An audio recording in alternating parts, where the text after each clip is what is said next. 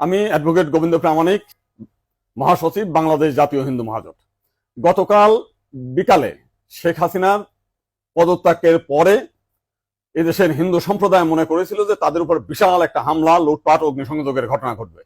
কিন্তু গতকাল বিকালেই বিএনপি এবং জামাতের নেতারা তাদের নেতৃবৃন্দকে হিন্দুদের বাড়িতে হামলা, লুটপাট, অগ্নিসংযোগ যাতে না হয় এবং প্রত্যেক মন্দিরে যাতে পাহারা দেয় সেই ব্যবস্থা করার নির্দেশ দেয়। এবং গতকাল থেকে আমরা দেখেছি সেই পাহারা দিয়েছে।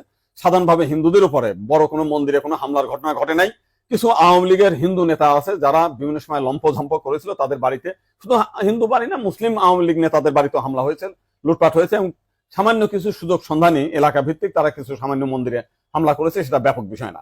কিন্তু আমরা দেখলাম যে ভারতের রিপাবলিক এইটাকে নিয়ে ব্যাপকভাবে রিউমার ছড়াচ্ছে, নানান কিছু মিলে উদ্ভট কথাবার্তা বলছে। এবং আজকে দেখলাম শেখ হাসিনার নিয়ে তারা কাহিনী তৈরি করছে, বঙ্গবন্ধুর স্ট্যাচু মানে ভাঙছে, সেটা নিয়ে তারা খুব দুঃখে সাগরে ভাসছে।